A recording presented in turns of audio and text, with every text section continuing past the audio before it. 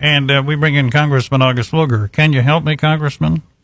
Yeah, Craig, good to talk to you this morning. Good morning, and good morning to everybody in the Permian Basin. And so much is going on. We'll talk about the obvious things, but let's talk a little bit about what you are doing. You've got a bill here, and it has passed now, the methane fee thing. It's been, I believe, passed in the House and Senate both. Well, it sure has, and from day one, I have made a promise to everyone in the Permian Basin, to everyone in this district, and quite frankly to the country, that I would lead on energy issues. The difference now, we've been fighting for 4 years, but I've got a president who cares about energy dominance, and we have a Republican-controlled Senate who cares about energy dominance. So within the last 2 days, I was able to pass a repeal. They call it a Congressional Review Act, a CRA, Craig. It's basically when the previous administration does an executive order, or in this case a rule that was promulgated by the EPA, you have a certain window of time, just a couple of months of time, of legislative days to repeal that. So that's what we did. I put forth a repeal to what they called a natural gas tax, which was a terribly thought-out rule that taxed natural gas, that taxed methane, when in the Permian Basin alone, we've reduced our emissions over 20% in the last 10 to 15 years. No credit to the industry. And it was ill-conceived. It was even worsely instituted. Heard a lot of feedback from producers, from many agencies and different entities within the Permian Basin. So I put forward this bill that basically repealed what Biden did. It repealed what the EPA did, and doesn't allow them to now tax our producers, to tax the industry. And I could go into a lot of detail about this, but let me tell you, the best thing about this was that it was bipartisan.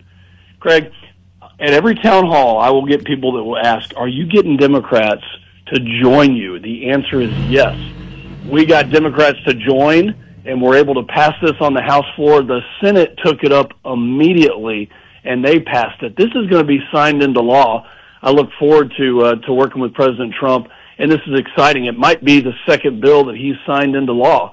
So a huge win for the Permian Basin, a huge win for energy dominance, and really an affirmation that energy was on the ballot in November. Very proud to have passed the methane repeal, the natural gas tax repeal. We're going to keep working, but this is promises made, promises kept, delivering for the Permian Basin, delivering for the men and women who have been working so diligently to provide energy to our country. All right, we're at 7:40, Congressman August Pfluger. What does this mean to the industry? Of course, it means savings of this methane fee, but does that amount to, I'm assuming, a pretty good chunk of money? Well, it is. It's a good chunk of money, but it's also, imagine the paperwork for the smaller producers.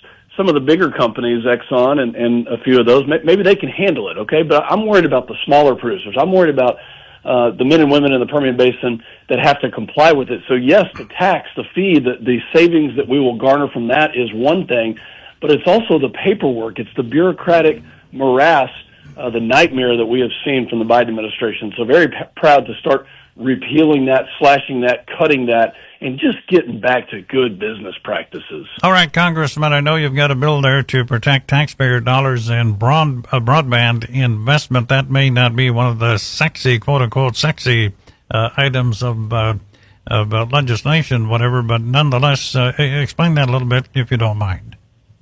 Well, you know what? I think everybody, including myself on this call with you, appreciates broadband.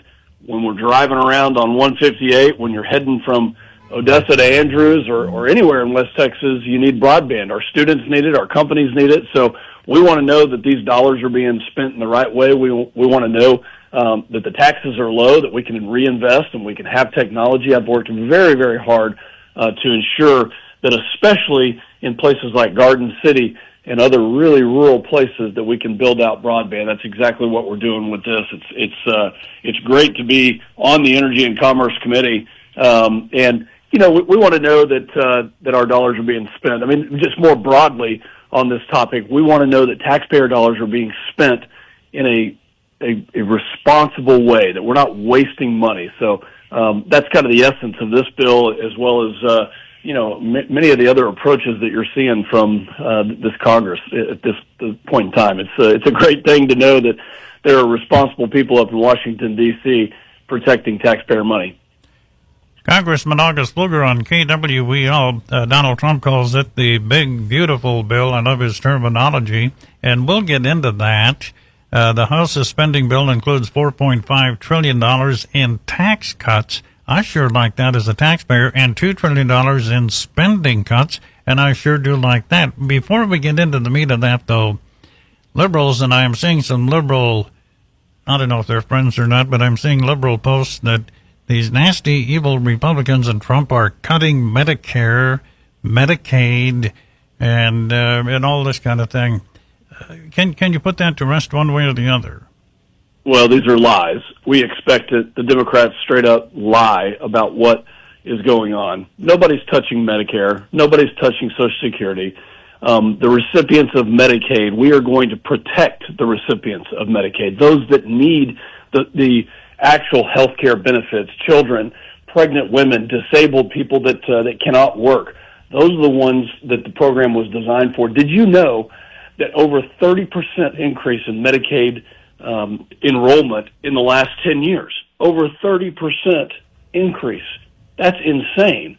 We have illegal immigrants who have come through the southern border in Texas and proceeded to New York that are now recipients of Medicaid.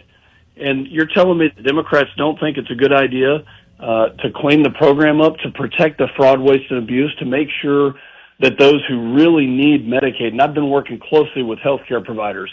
So I'm really proud, again, to serve on Energy and Commerce that deals with healthcare, that deals with protecting rural healthcare, which is exactly what we intend to do. And I'll go one step further. When this bill was in process, and I think I talked about it on this show, we knew that we have to extend the tax cuts. What President Trump did in 2017, we have to extend that. And there are other things like we need to spend money on border protection and border security. So we're going to do that. We're also in a situation at $35+ trillion in debt where we have to do something about the debt and deficit. So I took a stand as the chairman of the Republican Study Committee, which is the largest, the most influential, and the oldest organization that's policy-focused in Congress. There's nothing else like it. And I said, any bill that we do, this one big, beautiful bill, has to be deficit-reducing. And we took a hard stand. But guess what, Craig? We got there.